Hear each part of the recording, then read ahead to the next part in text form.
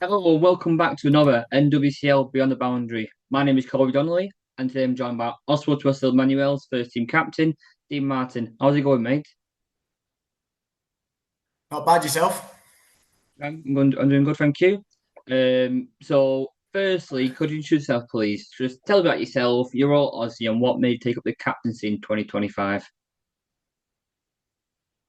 Yes, Dean Martin, first season of doing the captaincy at Aussie Emmanuel, which has brought more challenges than I expected at some points, but it's also been a really good start for us for this season. I think it's probably been a bit of a better start than we anticipated at the start, which has been really pleasing to see how well we've all come together as a side realistically and started on. Alongside that, junior coach on a Friday night, which has been as tiring as the first team captaincy, I think, at sometimes, but just as fun. It's good to see that we've got a good core young group of juniors now of about 20 turning up on a Friday, all primary school age realistically, and seeing them develop in the past couple of years has been really nice and enjoyable. Yeah, and obviously you are first team captain this year. Last year you had a few swapping changes. I think you had two different captains this year. What made you? Did the chairman ask you to be captain this year? Were you very grateful to be given that opportunity? Yeah, we've had a bit of I'd say, unstable period coming towards the last end of last year where Kurt left us partway through the season and Niall had a little go but moved to Manchester, which has put his time playing for us to an end. So then part of it, I think there might have been no one else when I got offered it, but it was something I was keen to do and eager to do, and it's been enjoyable. It's been a lot to it, but it's been fun so far. So now we'll talk about you as captain. So you've had a handful of games now, and I want to talk about your captaincy style. And so, how would you describe your captain style this year? And what's your expectations of your players?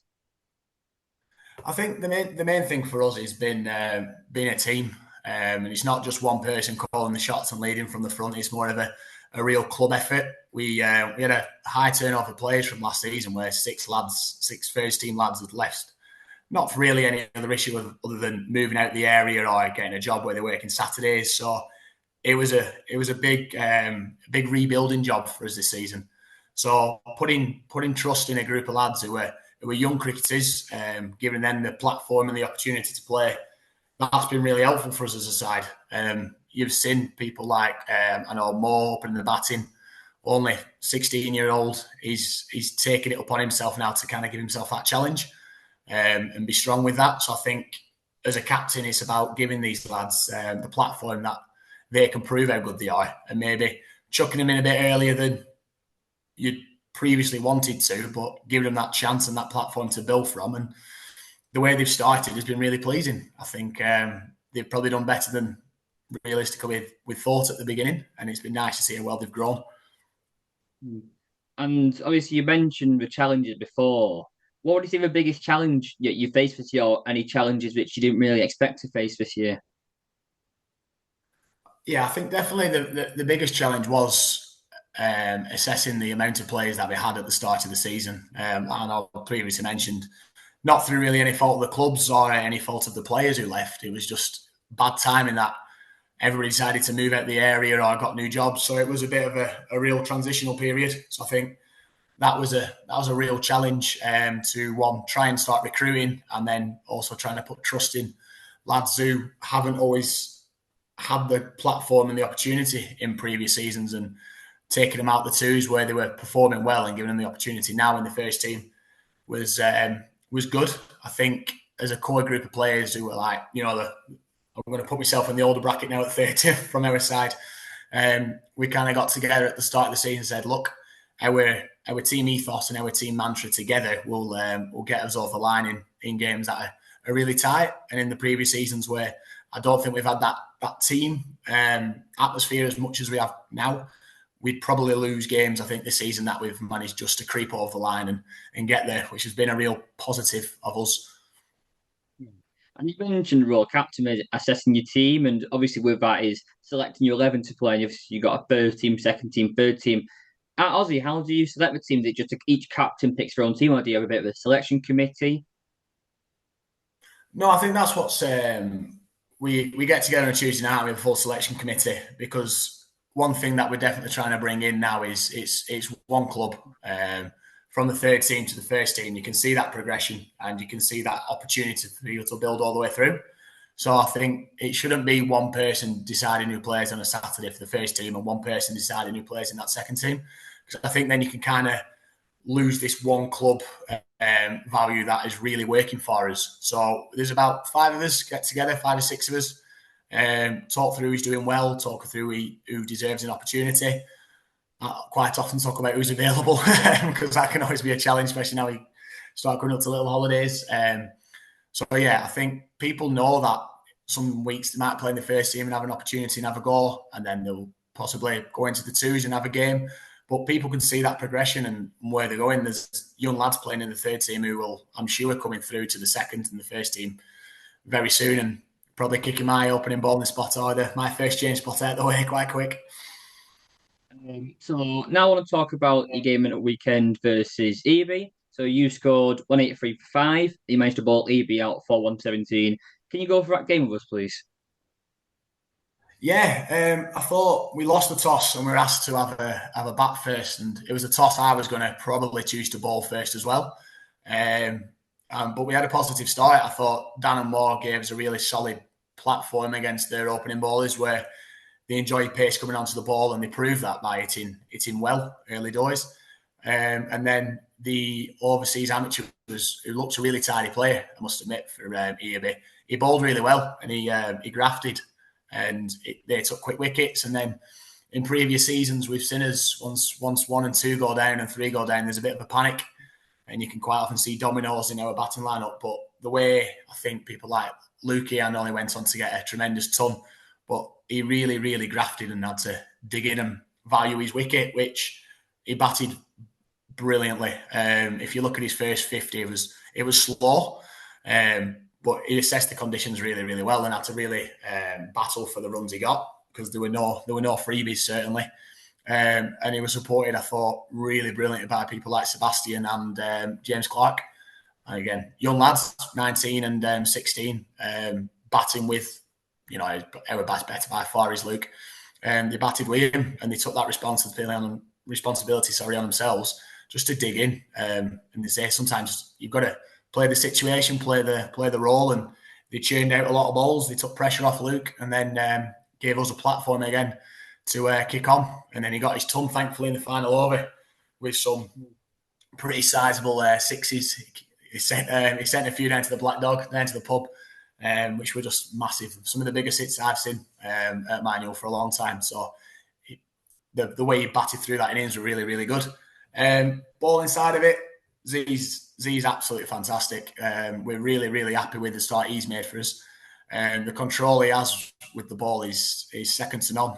We keep asking him to teach us how he bowls a slower ball, but he's keeping that one under wraps, I think, because it bamboos us absolutely everybody bowls it against. We can't pick it stud at slip, so I don't think batter's going to be able to either. So yeah, he gives us so much control, especially when they're chasing I think quite a sizable total on Aussie of 180. With him going at 1.5 and over, you've got real control then to rotate from the other end, and your spinners in Brad Sawyer open the ball and can bowl attacking lines, and we managed to bowl them out and restrict them quite well. There were times again at the game where it proper ebbed and flowed. I think early doors with the batting, we started with their bowling at them. We started on top, but then we got some big wickets. I think we got the Pro quite cheap. They got the away quite cheap, and managed to kick on through there, which was good. Again, I think looking back, that's probably a game that last season or the season before we could quite easily be looking at ourselves being finished for 4:00, where our batting tail doesn't kind of stick as strong and wag, and people don't take that responsibility. And then when they were on top with the bat at times on the back end of their innings, you could see our heads drop in previous seasons, but we all stuck together, and that kind of team mantra is really, really positive because it does look on paper like it was a really one-sided game towards our end of it, but we're not that. We had to really work hard for that win. Yeah. So now I'll talk about your pro and overseas. I will talk about your overseas first, then go into pro in a minute. So Luke Sirianni, you've mentioned, his second year at the club. last year he scored 386 runs and took 21 wickets, which is probably a bit deflated because he picked up an injury about July last year and kept him out for just over a month. But can you talk about him and just what he offers to the club both on and off the field? I'll start with his cricketing side of things, but what a player! He decided to break his wrist just after scoring a ton, like in the game when we played at Fenniscores last season. Obviously, playing on synthetic wickets at home, he's used to the ball coming on quite a lot and cutting, and he's really, really strong in that area. But he just started to fully work out what batting on, especially on Oswaldtwistle wickets were like, where it's a little bit slow and you're going to play in that V. And then you build your innings and you power on at the end. He just started working that out and he could see it clicking in his head how to do it. And then he had that fantastic innings at Fenniscores last year where he got a big ton. And then in the same game, trying to field the ball, decides to land on his wrist badly and break a fracture that one, which pushed him out for quite a lot of the season, which was a big shame for us because, like you say, he's just got it, he's kicking on, and then that happens. Came back at the end of the season. I thought his bowling were a real positive. So it was brilliant for him to decide for us that he wanted to come back. This time he's come over with his partner, Izzy, who's absolutely fantastic, joining the club just as much as he has. So that's been really good. For me as a captain, doing it the first time, just picking his brain on certain things and speaking with him about stuff, it makes it so much easier. Having someone who's got that control and that experience, just to offer advice every now and again, it's really, really helpful. I think you've seen how just with his batting, he brings people with him and he carries people through innings, which is really, really positive. And it's almost like having another pro sometimes with his batting and the way he leads. He's a real top guy. Off the field, he did so much last season with us with the juniors. He coached every Friday, or the majority of Fridays with myself. And the children love him. They were nagging me all the way through the winter about when he were coming back, when they're going to get to see him, when they're going to get to work with him again. So that expertise coming through to these juniors is really, really, really good for them. And you can see in their own batting styles how they're all wanting to emulate him and copy him. So he's absolutely fantastic to have.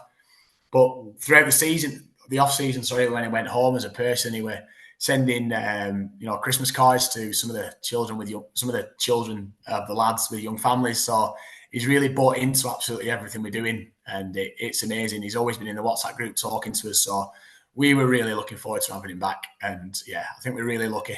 We might struggle for a third season though, so got a lot of convincing to do. Oh, it's good to hear. And obviously, I want to talk about your pro now. So this year you got a bowling pro in Zohaib Khan. Last year you had Mini Barda, who went to Cherry Tree this year. Zohaib's already picked up 21 wickets this year, as you mentioned before. How well has he settled into Aussie? Yeah, obviously it was quite a late pickup with Z for us, one that we definitely were interested in for a while. So it's been really good to see him come and sign and come and join. Fitting with a group of lads is brilliant. You've really got to buy into a group, I think, when you're a pro and overseas and you're coming in that way. And he's one of us, if that makes sense to you. He joins in with us all the time. He's off the field. He's always talking and sharing stories, and it's really nice to see how well he's fit in and joined in with us. He's got a young family himself, so that probably takes up a lot of his time. So it's a big commitment, I think, sometimes to be travelling all the way down to Earby on a Sunday afternoon for a game of cricket when you're leaving your wife and your young child at home. So yeah, it's brilliant. The control he has with the cricket ball is absolutely fantastic. Like as I was saying earlier, bamboozles so many people with his slow ball, and he just allows all of our amateurs to bowl really attacking lines because of the control that he has. So I think quite early on in the season, he wasn't getting the rewards for the wickets because he was bowling so tight. People were seeing him out and getting on top of him, and they were trying to score at the other end. And that's where your amateurs were picking up additional wickets because he was doing all the graft at the other end. So that's been really positive. But now you can see these last two games, especially at home. I think he's got a 6 and a 5 in his last two games, and as a bowling side of things, got us over the line, which is fantastic. Yeah. I do think there's more to And come from his batting. Sorry, yeah. go on. Obviously, you go from an all rounder in mini before. You obviously bats and balls for you. You obviously mentioned Luke obviously helps you with bats. You've signed Sebastian Radler, who obviously is going to help with a bat. But obviously, you mentioned he's still got more to come. with the back this season. But what made you go for a bowling pro as opposed to someone who can probably help a bit more with a bat? I think when you look back at the end of last season, obviously we lost both opening bowlers in Kurt and Adil, and again, not really much fault of us. Kurt wanted to move on, and Adil now started working on a Saturday, which prevents him from playing any cricket. So you're looking at that, you're thinking, who can take these overs, who can build in there, and if you've got a pro as reliable as Z, who can bowl 15 and go for not very much, for 20 runs or something, it really, really puts you in a good stead in the game. Again, he's not had the opportunity, I don't think, to show how good he is with the bat. He's reliably telling me he can hit a very, very long ball, which we're looking forward to seeing. And I think getting the balance of the side right is really important for us. Obviously, Z opening the ball in with Luke now, and you can trust him. He can bowl 15 right through, or he can come off and bowl at the death. And you can see either way how strong he is and how much he backs his own skills, especially when you twin that with Luke's batting and then all the amateurs supporting him and stepping up. I think Dan Othersall started really well this season. He's been really confident opening the batting, support from Moore. I think Shawnee's got a bit to come. He's confident in himself and that will click. So runs will come that way. So it's just for the balance of the side more than anything. And it's worked out well so far. And obviously, you mentioned before the new captain. You went to Luke a lot to kind of give you a bit of advice, to get some expertise from him. Do you do that same with Sohaib as well? Yeah, Z's fantastic. He's not. I think Luke's quite a little bit more outspoken than Z, just in his personality. I think that might be being Australian might help him with that one, where he's got a bit of a louder voice. But Z's a calm man, and if he wants to change something, he wants to speak to something. He's not somebody who's going to take charge and move everybody around. He's very a polite man, where he'll just come and have a little chat, offer his advice, and then you'll see where he builds from there. He's very good at little. Very minute little details that he picks up on, especially with fielding, where somebody's maybe moved a little bit and he can move them that way. Yeah, brilliant, spot on, really helpful. And you mentioned before what you start to this season. You currently sit third in the league. Obviously, there's a lot of competition for those Premiership spots. But how good would it be to be promoted into the Premiership this season? I do think this season is going to be a much tighter league. I don't think you're going to have a Reed who are going to run away with things. You can see what a good side they are, can't you, from how they performed in the top division this season. I do think you're in a division where on your day everybody will be able to beat everybody, which we've certainly proven. My aim this start of this season was to be competitive, give lads a platform to play from, especially young lads, and really blood them and give them that chance. And then maybe kick on next season and really, really push on. I think we're a little bit ahead of where we expected to be at this stage. But I think that, again, is going back to that team spirit we were talking about at the start, where we got over the line against Bristol in a game that I don't think we were favourites for it at one stage, when we ran their overseas out, they were cruising. And then we came together and really got ourselves over the line there. I think the EB game at home, again, we could have easily lost a lot of wickets for not a lot of runs. So it's been really positive to see that. I think as well, when we went down to Barnoldswick, we were in that game. I know it looks like quite a heavy defeat, but we, at one stage, we had them 4 down for not a lot. And then 2 lads had come out and batted really well, to be fair to them, and then kicked them onto a really good total. And then when we were chasing, I thought at times with the bat, we were again in the game until one lad come on with a spin and bowled really, really well. So I think apart from the Cherry Tree game where we just had a bad day, and I think that does happen, and it will happen with a young side. We've been competitive, and that's basically all I asked at lads at the start: be in every game and have a chance, and then tip some our way, and then 1 or 2 have tipped the other way. But yeah, it's been nice. So now I want to talk about your third team. This year, you have a new captain in Ian Jones. You've used your third team to develop juniors in the past, and obviously you mentioned James Clark and Mo Jalgonkar, how you pronounce it, are both of them our first teamers. Is this something that you kind of ingrained into the third team to bring juniors through to play with a view to play second team and first team cricket in the future? Absolutely. So we've got young Ewan Finn, who's a quick bowler who looks really tidy. You've got Husnain Ali, who looks like he's going to be able to do a bit of everything. who were young lads who've come through a development, come through a under 15, sorry. And same with Paddy Dignan as well. He looks like a player who's going to really kick on as he gets a bit older. And you can see these lads transition from under 15s cricket, where they're by far the best player in that team, or the best players in that team, and they're leading it, and they're bowling all their overs, and they're batting high up, and they kind of transition into men's cricket, adult cricket. And it's about them learning and then kind of understanding their role at this point, and understanding how to concentrate for 40 overs, because it can be long at times, and how to soak up pressure in games. And it's been brilliant to see them progress and carry on going through. I think it's also a good chance for our younger players to carry on playing 13, even at this standard, even at this age, for James and Mo, to sometimes drop back down, and Mo, who's an opening batter, practices bowling and continue building as a cricketer. James, who obviously keeps wicket and bats, he can again drop into thirds and practice his bowling, and just keep focusing on making lads all round solid cricketers. And it's about enjoying it. I know at that age, at 15, 16, you've nothing else to do, have you, at a weekend? You might as well go spend a long time with your friends and walk around in a field and have a good time that way. Yeah. Another topic I want to talk about is your events at the club.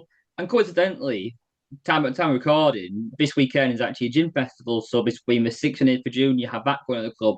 Can you tell us a bit about that, please, and what that brings to the club?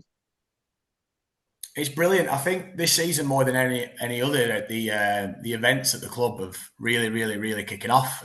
Even small ones, when we celebrated Cookie's birthday at the weekend, and there were about 50 lads there, and it were proving that this togetherness that we're talking about all the way through the club is really coming to fruition and showing. Even lads who don't drink, we're up there celebrating, and just spending time around us, and being a solid team. It helps when you've won a game of cricket, I know, and it's enjoyable when everything's going well. But it's nice. This weekend, we've been doing it for a few years now, the gin festival. Derek has his gin tent, and it's cheap. I think that gets a lot of people interested. So we donate. The lads all donate a bottle of gin each to the club. We get mixers, a few fancy glasses for the ladies, and Groomy makes absolute rocket fuel gins, where I think he says it's a double, but I think it's more of a quadruple.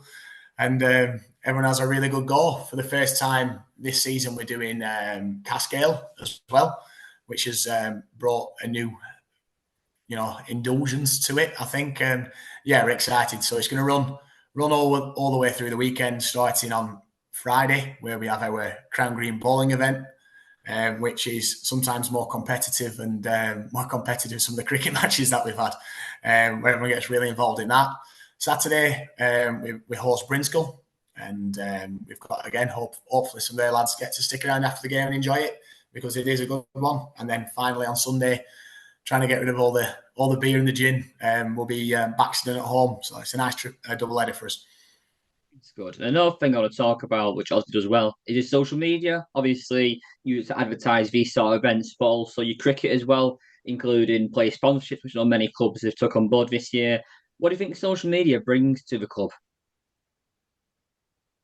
Yeah, it's brilliant. Myself and the chairman split that between us, where we're trying to put as much out there and put as much on. We've got a massive beer garden, essentially, when there's no cricket on in Oswaldtwistle, and people are enjoying it. The drinks are £2, £2.50 for a pint, and I feel like you don't get that anywhere else. So people are really enjoying coming, spending little money, but still getting a lot for it. The player sponsorships was something that Kurt brought in, one of the previous captains, and it's just taken away from there, where lads are getting a work sponsor them, or local businesses, and because stuff's going out every week, every couple of weeks, the businesses are getting quite a lot for not a lot, because it's £50 to sponsor a player for the season, and they get every single team sheet, they get the business logo shared if they're obviously player of the week, or in the team of the week. Again, you get your gift shown and you get that shared with you. So it's nice. At the end of the season, we'll have a sponsors day where they all get invited up. Hopefully have a couple of free drinks on us for their support, and have some sandwiches. So that'll be good. It's nice. The social media's turned into a bit of a second hobby for me, where I've been, I think I've been on Canva quite a lot, creating all sorts of posters and going that way. Enjoy it. Yeah, well, that's good to hear. And with NWCL looking at expanding the league in the coming years, What positives has he experienced since being in the North West Cricket League? We've really enjoyed it. I think when it got past our committee about it happening, all the lads straight away were really, really keen. We've enjoyed visiting a few new grounds, playing against a few new lads, and getting to know a few different people, which has been nice. We noticed certainly in the first season when it was one league, the standards of pros in the, especially coming from the bowling league, were really high, really, really top quality. I thought the difference in amateurs was quite similar, but the pros were definitely the ones leading the way. But I think it's made everybody get better. I think the amateurs have come on. I think pros, some teams have spent money better and they've got better pros. So it's really developed the league well. And one thing certainly this year, it's so competitive. I know I was saying earlier about how anybody seems to be able to beat anybody at the minute. The idea of having a premiership and a championship has added another level of excitement to it, hasn't it? Where you can see people getting promoted. I know I was friends with lads at Lostock, and they were talking about how relieved they were at the end of last season to stay in that top division. Now it made it, really pushed them on at the back end of the season to stay up. It graphed that way, so different rewards, isn't there? But yeah, it's certainly a competitive league, and it's enjoyable to play in it. That's good. And what do you think the league's main asset is to attracting more clubs? I think again the idea of promotion relegation it's a big one. It keeps teams playing for a lot, even if you've even got a slight chance of getting up there. I think I listened to Liam Winstanley talking about how they were close and they thought they could get there last season. It really spurred them on towards the back end of it. I think having professionals in the league and overseas amateurs is nice. I know there's some leagues that only have one overseas player. So having the idea of overseas amateurs is exciting because it gets you playing with different people, gets you meeting different people as well. It's enjoyable. And obviously, we've spoke to a few people about this, and with communication. So obviously, getting the random cup draws out, and not just that.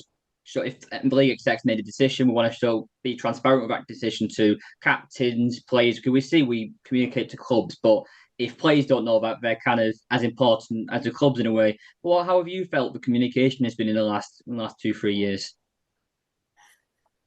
Yeah, I think the social media side of it's you've done a really good job on that. I think it's been brilliant. Lads look forward to seeing if they've been in the team of the week, don't they? And if they're going to get the vote for player of the month, and it adds a completely different level to it because you feel, I know it sounds silly sometimes, but it feels like you're playing a professional game and you've got an actual league looking over you. So it's nice. You look forward to it, and if you have a good game, you think you get a few runs or you get 5 wickets, you think, oh, I'll be in this week. And it's exciting. So that's a really good side of it. I think most of lads just ask for a bit of honesty, don't they? And then with the communications, it's an open book from what it seems like. You're honest. I like the idea that you've put out that you want to expand the league. It keeps people excited. It keeps people interested. People are obviously trying to work out who might want to join, and it's not. Yeah, I like it. Good. So lastly, I want to finish off some quick fire questions about yourself. So first one is your favourite cricketing memory. I think 2018 season, winning the league, winning the Rib League was a brilliant season for us as a club. We had Shubby as pro, and the amateurs that we played with that year all just went to the next level. And seeing some of the massive runs that we scored that season is just great fun to be a part of. I don't think I could cope winning another league title the way we celebrated that one. I don't think my liver could handle it. And the second one, the best amateur player that you've played with. Do you know, it's been niggling away at me this one all day, trying to think of who. I think I'd have to go with Dan Metcalf. I know he went on to pro for a season, but just the control he has with the bat and the way he can the build runs and build innings, and he knew his game inside out, and he played to his own strengths. Yeah, as a proper cricketer. And the toughest amateur and pro player that you've played against.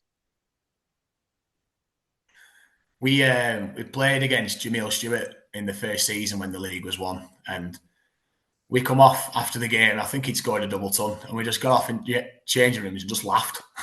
he were switch hitting us for six. He were doing whatever he wanted to do with that cricket ball, and I think that was one of the only times I've come off and thought he's absolutely battered us there. No matter where we balled that ball, it went. So yeah, I'd say him. And we're And then talking amateur. amateur. Yeah. I've always there's a wicket keeper at Bourne Oswick who plays in their first team, and no matter where, every time I play, I think, oh, I'll get him out this time. I'll definitely get him. He always just seems to score runs against me and kind of like embarrasses me a little bit. So I'd be happy to get one over on him for a change. But I think he's already slapped me around a bit this season. And the favourite ground to play at in the Northwest Cricket League besides Aussie. Yeah, I've always enjoyed visiting Brinskull. I think it helps that they've got fantastic tees. They've always got really good tees. I think as a club, we're always looking forward to going playing there. But we always have really, really competitive games against them. It's always played in a proper spirit as well, where it's enjoyable. And again, it's a nice little picturesque ground, isn't it? You've got some nice views in there, some enjoyable games. Yeah, I like it there. And your favourite cricketing legend. I think I'd have to go Freddie Flintoff. Yeah. Just everything he brought to the game was a million miles an hour, but always entertaining. Hmm. The last one is, what's your biggest pet peeve in amateur cricket? Um, Standing at long on to a spinner who wants to change which way he's bowling around wicket every single other ball because you have to end up pushing sight screen and you're absolutely shattered at the end of it. Get two sight screens or ball one side at wicket, I'd say. Right. Well, I think that's all the questions I have. Is there anything that you'd like to add before we finish? No, just thank you very much for having us on. I've enjoyed it. Real. So, well, thank you for coming on, and I'll wish the best of luck for the rest of the season. Appreciate it. Cheers. Thank you. Cheers. See you later. See you later.